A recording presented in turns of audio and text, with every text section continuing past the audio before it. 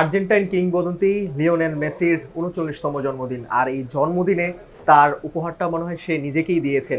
১৮টি গোল করে বিশ্বকাপে সর্বোচ্চ রেকর্ড নিয়েছেন। পাশাপাশি প্রথম গোলের দেখা পেয়েছেন ক্রিশ্চিয়ানো রোনালদো, জোড়া গোল করেছেন, উজবেকিস্তানের বিরুদ্ধে বড় একটি জয় পেয়েছেন।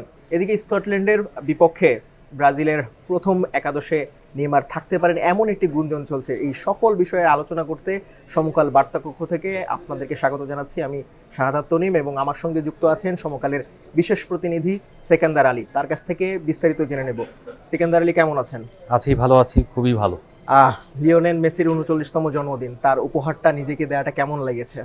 দেখুন, সেদিন যে ম্যাচটা খেলেছে ওই ম্যাচে তিনি তার উপহারটা নিয়েছেন, যদিও তার দুদিন পরে জন্মদিন, এবং তিনি তার জন্মদিনে এবার যেভাবে সেলিব্রেশন করা হচ্ছে সারা পৃথিবীতে, বিশেষ করে আর্জেন্টাইনরা যারা রয়েছেন তাদের দেশে। নির্মাণের নাম্বার 1 শাহ সিমেন্ট। এবং আমি কিছুক্ষণ আগে টেলিভিশনের নিউজে দেখলাম যে ডালাসে প্রায় ১ লক্ষ আর্জেন্টাইন সমর্থক তারা যে ক্যাম্প করেছেন, সেই ক্যাম্পে আর্জেন্টিনার কিংবদন্তিকে নিয়ে তার জন্মদিন উদযাপন করছেন। তাকে ছাড়া যদিও কানসাসে রয়েছেন কিংবদন্তি যিনি, তার জন্মদিন পালন হচ্ছে অন্য জায়গায়। সারা পৃথিবীতে এইভাবে পালিত হচ্ছে এবং বাংলাদেশেও হয়তো কেউ কেউ কোনো কোনো জায়গায় পালন করছেন। তবে হয় কি, এই আলোচনাটা অত্যন্ত বেশি কারণ ডিউরিং দ্য ওয়ার্ল্ড কাপ এইরকম সিচুয়েশনে তার জন্মদিনটা এসেছে, এবং স্বাভাবিকভাবেই যখন তার ভক্ত থাকে এবং ভক্তরা এইভাবেই পালন করবে, এটা এটা একেবারেই প্রত্যাশিত, অপ্রত্যাশিত কোনো কিছু নয়। এই জায়গায় যদি ধরেন ম্যারাডোনার জন্মদিন থাকতো, তার জন্মদিন ওইভাবে পালন করতো। আর এখন সোশ্যাল মিডিয়ার যুগ, এখন এই বিষয়গুলো অত্যন্ত বেশি সামনে আসে, ফলে আগে কিন্তু এইভাবে আসার সুযোগ ছিল না। এই জন্মদিনটা তার আরও সমৃদ্ধ হোক এবং তিনি ইন্সপায়ার হয়ে, যে এত মানুষ তাকে পৃথিবীতে ভালোবাসে, এত মানুষ তাকে আবেগে ধারণ করে, এই উপলব্ধি থেকে তিনি যদি তার দলকে আবারও ফাইনালে নিয়ে যেতে পারেন, তাহলে কিন্তু সেই প্রাপ্তি হবে সমর্থকদের প্রাপ্তি। যত না আর্জেন্টিনা জিতে, তার থেকে অনেক বেশি জিতে তার বিশ্বব্যাপী যে সমর্থক রয়েছে, আর্জেন্টাইন সমর্থক রয়েছে, তারা কিন্তু জিতে। তো সেই বিশ্বকে জয়ী করার জন্য আর্জেন্টাইনের যে কোটি কোটি ভক্ত রয়েছে, সেই কোটি কোটি কিংবা শত কোটি এরকম যদি হয়, সেই ভক্তদেরকে বিজয়ী করার জন্য লিওনেল মেসিদেরকে চ্যাম্পিয়ন হতে হবে কিংবা ফাইনাল খেলতে হবে। অন্যরাও হয়তো অন্যদেরও ভক্ত রয়েছে, তারাও হয়তো চাইবে তাদেরকেও চ্যাম্পিয়নশিপ জেতার জন্য। ধরেন এমবাপে, তারা যেমন, তারও কিন্তু ডিজার্ভ রয়েছে যে তিনি চেয়েছেন যে মেসিরা আবার ফাইনাল খেলুক। তিনি যে গতবারে যে হেরেছেন সেইটার প্রতিশোধ নেন। তিনি হ্যাট্রিক করেছিলেন আর্জেন্টিনার বিপক্ষে, তিনি সবসময় ভালো খেলেন। 2018 সালে যে ম্যাচটা হয়েছে সেখানেও 2 গোল করেছিলেন। তো সেই জায়গা থেকে বলা যায় যে সবাই ডিজায়ার করে, কিন্তু মেসির জায়গায় কিংবদন্তি তিনি এই বিশ্বের সেরা ফুটবলার যদি 3-4জনের কথা বলা হয়, তাহলে তিনি অন্যতম। মজার ব্যাপার হলো, কারো সঙ্গে কারো তুলনা যাওয়া উচিত না, এবং এই তুলনা করাটাই হচ্ছে অন্যায়, কারণ প্রত্যেকেই সময়ের সেরা, এবং সময়ের সেরার মধ্যে আবার কেউ কেউ থাকে একেবারেই কিংবদন্তি, যারা হলো সেই গেমটাকে গ্লোবালি মানুষের কাছে নিয়ে গিয়েছেন। যেমন পেলের কথা বলা হয়, তিনি হচ্ছে বিশ্বকে, ফুটবল তাকে বিশ্বের কাছে নিয়ে গিয়েছেন। ম্যারাডোনা সেটাকে আরও প্রস্ফুটিত করেছেন। আর মেসি এই মিডিয়ার যুগে, যেখানে সবার হাতে হাতে মিডিয়া রয়েছে, তো মিডিয়ার যুগে তিনি এটাকে আরও বেশি ছড়িয়ে দিয়েছেন, কিংবদন্তি হয়েছেন, জিতেছেন, আর্জেন্টিনাকে হ্যাপি করেছেন। তো তার জন্মদিন শুভ হোক। বাংলাদেশ থেকে, বাংলাদেশের ভক্তদের পক্ষ থেকে আমরা সবাইকে জন্মদিনের শুভেচ্ছা জানাই। মেসির কথা আসলেই নেইমার, ক্রিশ্চিয়ানো, তাদের নামটাও চলে আসে। ক্রিশ্চিয়ানোর ফিরে আসাটা, এই জোড়া গোলটা কিভাবে দেখলেন? পুরো ম্যাচটি কিভাবে দেখলেন? ক্রিশ্চিয়ানোর ফিরে আসাটা হলো, কিংবদন্তিরা এইভাবেই ব্যাক করে। এখন কেউ সাকসেস হলে, চূড়ান্ত সাকসেস হলে, দলকে সাকসেস করলেই যে তিনি শুধু কিংবদন্তি তা নয়। একটা দেশের বা একটা দলের যে কেউ কিংবদন্তি হতে পারে। তার যে অবদান এই ফুটবলে, তার যে সারা পৃথিবীতে অবদান, দর্শক তৈরি করার ক্ষেত্রে, পর্তুগালকে পরিচিত দেওয়ার ক্ষেত্রে তিনি কিংবদন্তি। এখন একজন লেখক যখন পুলিৎজার প্রাইজ পান কিংবা আপনার নোবেল প্রাইজ পান, তিনি পুরো সব দেশের সবাইকে নিয়ে করেন না, সবাই দেশকে একসঙ্গে চ্যাম্পিয়ন করেন। তিনি চ্যাম্পিয়ন হন, তার মাধ্যমে দেশ চ্যাম্পিয়ন হয়। রোনালদোর মাধ্যমে রোনালদোর দেশ চ্যাম্পিয়ন হচ্ছে। এখন দলীয় খেলা যেহেতু, সেই দলীয় খেলায় বিশ্বকাপ হয়তো জিততে পারেনি, ইউরো জিতেছেন। একটা সাদামাটা দল নিয়ে তিনি যেভাবে বিশ্বের কাছে নিজের দলকে, দেশকে রিপ্রেজেন্ট করেন, যেভাবে টেনে নিয়ে যান, এর থেকে বড় কিছু হয় না। এই 41 বছর বয়সে তিনি যখন খেলছেন, অনেক মানুষের জ্বলনি ধরেছে। কেন হচ্ছে তো সহ্য করতে পারছে না, কেন এত তারুণ্যের খেলায় কেন তিনি 41 বছরে খেলবেন? যদি তার সক্ষমতা থাকে তাহলে কেন খেলবেন না, সেই প্রশ্ন হলো সবার আগে। প্রথম ম্যাচে তিনি নয় শুধু, তার দলের কেউই তো আসলে ওইভাবে জ্বলতে পারেননি ডিআর কঙ্গোর বিপক্ষে। যখন তার দল ড্র করেছে 1-1 গোলে। তিনি একটা কথা বলেছিলেন, বিশ্বকাপ এখনই শেষ হয়ে যায়নি। আসলেই তো শেষ হয়ে যায়নি। নির্মাণে নাম্বার 1 শাহ সিমেন্ট। পরের ম্যাচে তিনি যেটা দেখালেন, উজবেকের বিপক্ষে তারা 5 গোলে জিতলেন, তিনি 2টো গোল করলেন, হ্যাটট্রিক তার হয়ে যেতে পারতো এবং হ্যাটট্রিকটা তিনি ডিজার্ভও করেছিলেন। যেভাবে খেলেছেন, দৌড়ে খেলেছেন, সবার শরীর একইভাবে প্রতিদিন সমান রিয়্যাক্ট করবে না। রিয়্যাক্ট যদি প্রপারলি না করে বডি, গেমস অ্যান্ড স্পোর্টস যারা না খেলছে তারা জানবে না যে কীভাবে এই বডিগুলো ফাংশন করে এবং কতটা একটা ভালো খেলা নির্ভর করে বডিটা ওই দিন পার্টিকুলার ডেতে ওই মুহূর্তে কীভাবে রিয়্যাক্ট করতেছে। যদি প্রপার রিয়্যাক্ট করে তাহলে দেখবেন আপনার কোনো কিছু বলের কাছে যাওয়ার জন্য প্রয়োজন অটো চলে যাবে। তো সেই জায়গায় রোনালদো গতকালকে তার সমস্ত সমালোচনার জবাব দিয়েছেন। নিন্দুক যারা রয়েছেন তাদের মুখে আমরা বলি না ঝামা ঘষে দিয়েছে, ঠিক ঝামা ঘষে দিয়েছেন। তিনি কিংবদন্তি।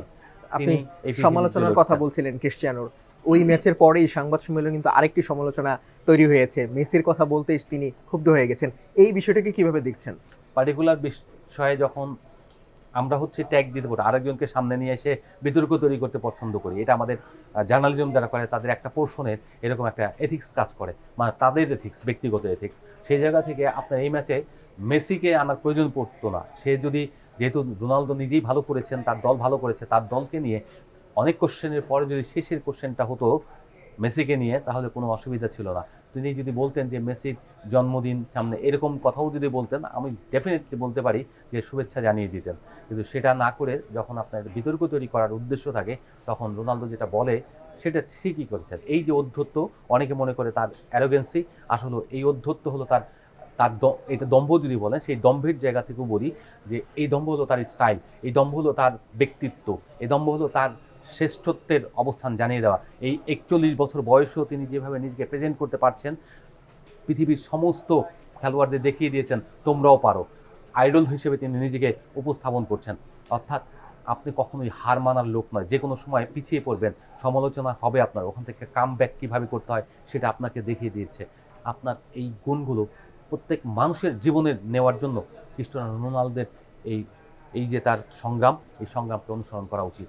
এই মুহূর্তে আমরা যখন কথা বলছি, সবচেয়ে আলোচনার বিষয় ব্রাজিল এবং স্কটল্যান্ডের যে ম্যাচটি, সেই ম্যাচে নেইমার খেলবেন কিনা, একাদশে থাকবেন কিনা, খেললেও কখন তাকে নামানো হবে, এটি নিয়ে আলোচনা চলছে। আপনার প্রেডিকশন কি? আমার মনে হয় নেইমার প্রথম থেকে হয়তো নামতে পারে, কিন্তু তাকে 90 মিনিট হয়তো নাও খেলাতে পারে। কিন্তু সে যদি 45 মিনিটও খেলে কিংবা 50 মিনিট খেলে, সেটা এনাফ। এটা দলের সিচুয়েশনের উপর ডিপেন্ড করবে এবং তিনি কতটুকু স্বচ্ছন্দে খেলতে পারছেন, তার ফিটনেস তাকে পারমিট করছে কিনা, একেবারে সুইফটলি মুভমেন্ট করতে পারছেন কিনা, দ্যাট ইজ দ্য ইম্পর্টেন্ট। তারা হলো অনেক বড় প্লেয়ার। এই বড় প্লেয়ার যদিও অনেকে নেইমারকেও এই কিংবদন্তির তালিকায়, তার স্কিল নিয়ে কোনো প্রশ্ন নেই, তিনি একেবারে টপ স্কিল প্লেয়ার এই পৃথিবীতে, যদি গত 10 বছর 20 বছর 15 বছর আমরা দেখি। কিন্তু তার স্কিলটা তিনি এক্সিকিউট প্রপারলি করতে পারেননি ইনজুরির কারণে। তার যতটা না তিনি মাঠে ছিলেন, তার সময় হাসপাতালে থাকতে হয়েছে। তো এই কারণে তার ওই ক্যারিয়ারটা ওইভাবে ফোটেনি এবং ব্রাজিলও ওই রকম তারকা না থাকার কারণে আপনার তার মতো তারকা যদি ওখানে বিকশিত হতে পারতো, দলটাকে একাই টেনে নিতে পারতেন, যেমন মেসি নিয়ে যান, যেমন রোনালদো নিয়ে যান, তাহলে ব্রাজিল হয়তো আরও 2টো শিরোপা এতদিন ঘরে তুলে ফেলতো। তো এই ব্রাজিল হয়তো ভালো করবে, কারণ মনে হচ্ছে ব্রাজিলকে কোনো কাউন্ট করছে না কেউ এবং তার কাছে কোনো প্রত্যাশা নেই এবং ব্রাজিলিয়ানরাও হয়তো এখন ওইভাবে প্রত্যাশা করছে না।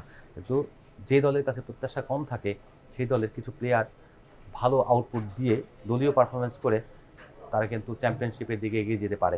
এখন রাউন্ড অফ 16-এর 32-তে তারা যে প্রতিপক্ষ পাবে, সেটা কিন্তু ভয়াবহ প্রতিপক্ষ, হয় স্পেন, না হলে আরেকটা দল বোধহয় আছে। এরকম দলের সঙ্গে খেলা আসলে কঠিন। অন্যদিকে আর্জেন্টিনা কিন্তু একেবারে একটা সফট প্রতিপক্ষকে পাচ্ছে। তো সেই যে ওই উপর যারা রেগুলার ফুটবল বিশ্বে দাপট দেখায় না এরকম প্রতিপক্ষ, সেই প্রতিপক্ষের বিপক্ষে জেতাটা যত সহজ হবে বা খেলা যত সহজ হবে, ব্রাজিলের জন্য তত সহজ হবে না। তার মানে হচ্ছে ব্রাজিল এই রাউন্ড থেকে যদি সেকেন্ড রাউন্ডে যায়, তার ফাইনালটা কিন্তু ওখানেই হয়ে যাচ্ছে। এই ম্যাচে ব্রাজিল ডেফিনেটলি স্কটল্যান্ডের বিপক্ষে ভালো খেলবে, তার ব্রাজিলের পরীক্ষা নেবে।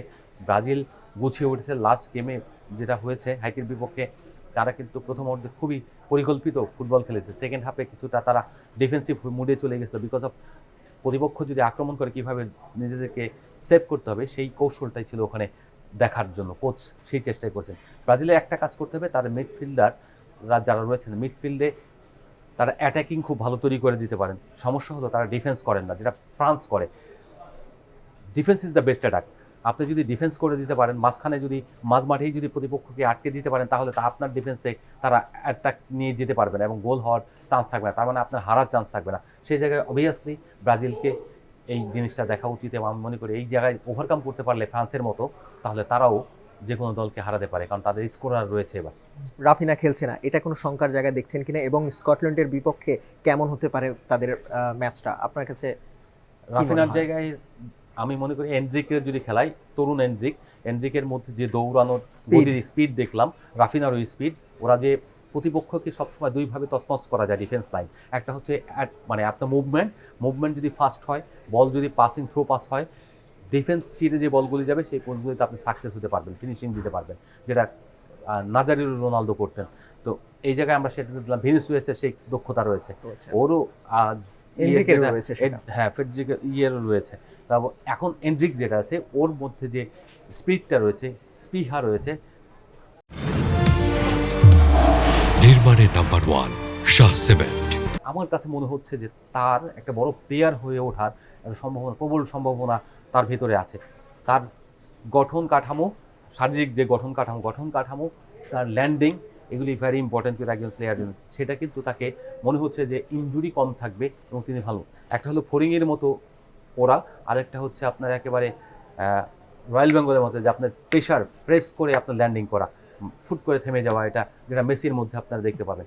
সেই কারণে তারা ইনজুরি কম থাকে এবং তারা ভালো ফুটবল খেলতে পারেন, যে কোনো সময় থামতে পারেন, যে কোনো সময় রিঅ্যাটাক করতে পারেন এইসব ক্ষেত্রে। তো সে যদি খেলে তাহলে ভালো করতে পারে। মেসি এবং হচ্ছে যে ক্রিশ্চিয়ানো, তাদের জাদু তো দেখলো, আর নেইমারের দেখার অপেক্ষায় পুরো ব্রাজিল সমর্থক সহ বিশ্বের নানা সমর্থক, ফুটবল প্রেমীরা।